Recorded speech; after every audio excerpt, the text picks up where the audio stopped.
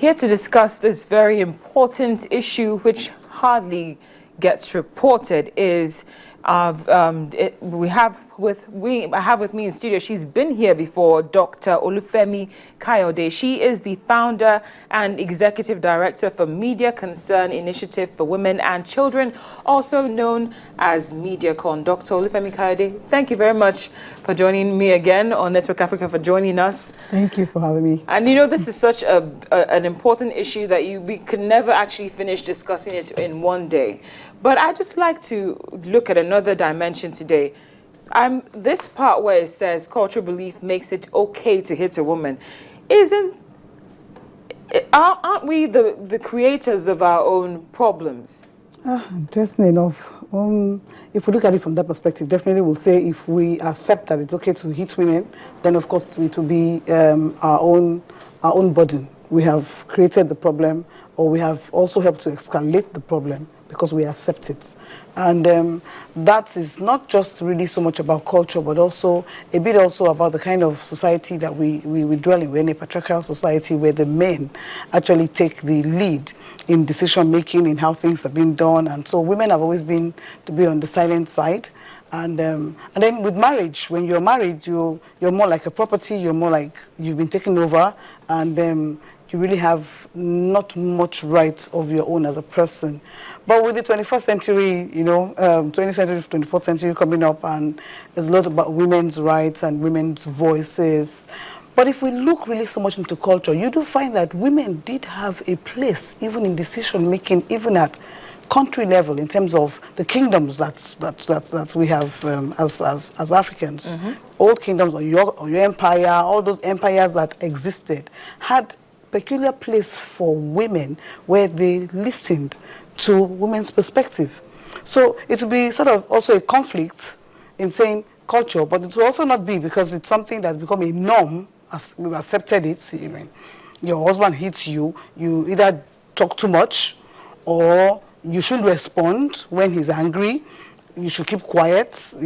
The woman is the one who is supposed to play the more submissive role. But being submissive does not, I don't believe that endorses that kind of treatment. I've had a conversation with some people in the past who said that someone was making reference to his mother and said, oh, that how can someone leave her marriage, that he comes from a home where his mother would put up with the beating, and you just have to stay there. I looked at him and I was lost. No, interesting. For me as a person, it's interesting that I can still talk about that, but when I was about to get married, I think my father made a statement: the man who loves you is the one who hits you.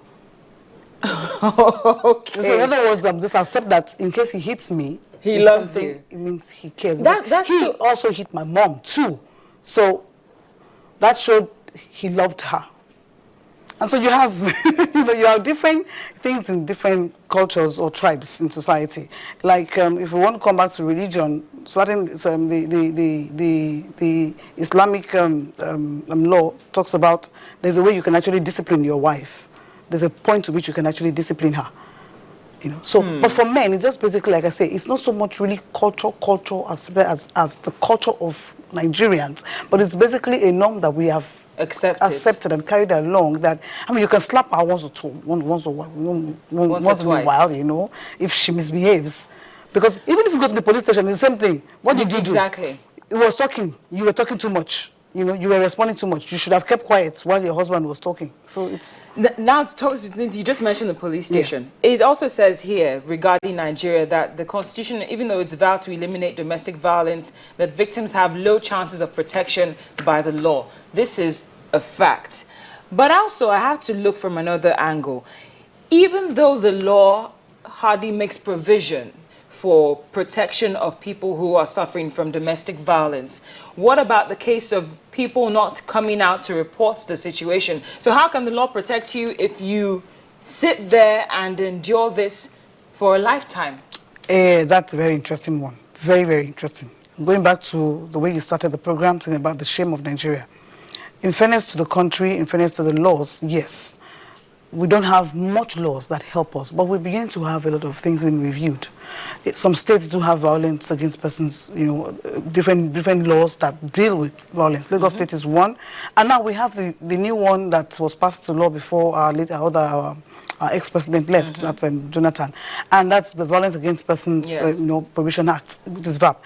And so we do have things in place in there that says either for male or female. So it's not really so much about both gender. It's not so much about the female. It's about any person who is being, violated at domestic level, And so we do have those things. But now it is the implementation of those laws that are the issue. It's not that we don't have things that we could still fight with. Of course, they could be better. But the issue there is that when you don't have responses in place also for people, and you want them to come out to talk, what do you have in place for me if I do step out? Exactly. That, okay, my husband has been beating me. Majority of the women who are the few who have come out don't want a divorce. They just want the beating to stop. So it's not so much about sending their husbands to jail, but it's so much about how can we work this out so it shouldn't hit me. If he has issues, how do we deal with the issues? How will we deal with the society where men can come and say, I have a problem, maybe I have an anger problem, or I'm dealing with some issues and I don't know how to let it out, and so I take it out of my woman. And so we need to begin to look at different things to help society better, because it's not so much about the law saying send a man to jail because he hit his wife. Not many wives want to send their husbands to jail, and not many children want their fathers to go to jail because he hit their mom. So it's basically dealing with what are the issues, what are the underlying the root factors that are causing a man to hit his wife. Now, I think we will have to have you again on the program to discuss what platforms need to be created for women when they're victims of domestic violence. But one question which one of our viewers sent the last time we were here was, she said we didn't touch on the issue of the children because she was a spectator in that setting. And I definitely can't let you go without answering our viewer's question. What impact does it have on the children, and what can be done for children who have grown up and all they've seen is violence? Yes. Interesting. I was also a spectator watching my father hit my mom. But I think it impacts immediately, and there's also the long-term impact. Majority of the young men who end up doing this also what their fathers do it. So it's a circle. It goes on. And women who what their mothers been battered also end up likely ending up having the same kind of relationship of where they are being, put down. Yes. So it's looking at it, it doesn't give the children a healthy upbringing because things are not balanced. It's not just about education and you making all straight A's, but about your psychological development, your emotional development, and your understanding of what is the relationship. And so when you watch the two people who are the first people who open you up to relationships, mess it up, you are a messed up person. And so definitely you have a lot of children who are messed up. You find children who say, I'm not going to be like my dad, and I'm not going to hit a woman, and they end up doing exactly that. Now, you have already promised that you'll be here on a later date. But before I let you go, you are an example of someone who has been through this and come out on the other side. Yeah. What advice would you give for a woman who's probably watching right now, going through that? Would you advise her to defend herself? How would you advise her to come out of that situation? The first step is really finding someone to share it with. Someone you need to talk. You can't bottle it all up. It's so it's a big problem, and that's what really compounds the situation, because you're all bottled up. You're silent about it, and you're taking it in, and you're giving all the excuses of how to cover up of why you should not leave. But the issue there is that I'm not saying leave, except of course your life is threatened. Exactly. If you're in a situation where your life has been threatened and you don't know if by tomorrow you'll be alive, please walk out. It's better to walk out a sane person and you have your body parts intact than for your corpse to be carried out. But find someone to share with. There's quite a lot of organizations working now, even if you're in Lagos, and at the federal level, there are different organizations that are working. It's just when you open up, somebody knows who else to tell till help comes. And then you get counseling, and then of course you know which way forward. If both of you want to work it out, fine. And if it's something that you feel it's going to threaten your well-being and your children's well-being, then it's safer to be. Thank you so much for being with us again, and thank you in advance for your next appearance. No problem. Dr. Olufemi Kayode, she is the founder and executive director for MediaCon, and The lesson you need to take from there, if you didn't hear anything at all, is talk and talk. Just talk to someone, and if you have to, walk away. Now to other news that's trending outside of Nigeria. In a quest to transform and rejuvenate his economy, the president of Ivory Coast has replaced top ministers of his government. This cabinet shakeup comes just weeks after the president's re-election in a landslide poll victory last year. Ivory Coast President Alassane Ouattara changed several key posts in the government of French-speaking West Africa's largest economy in the cabinet shakeup that follows his re-election last year. Ouattara won a second five-year term with nearly 84% of the votes in October and dissolved the government last week, vowing to name a more unified, efficient team.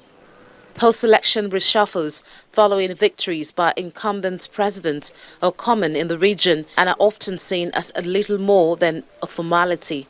While Ouattara quickly reappointed Prime Minister Daniel Kablan-Duncan, the new cabinet, announced at a news conference, saw important changes in the areas of finance, defense, justice and diplomacy.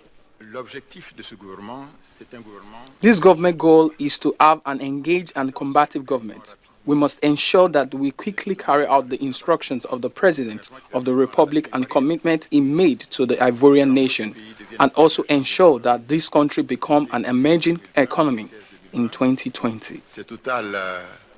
Ouattara has won applause for reviving the economy of the world's top cocoa producer, which has grown by an average of around 9% over the past 4 years. The 5 main areas of the President of the Republic program are light institution building. The first area is governance and peace. The second area, which is very important for Ivory Coast, is the transformation of the economy. The third area is the improvement of living condition of the Ivorian.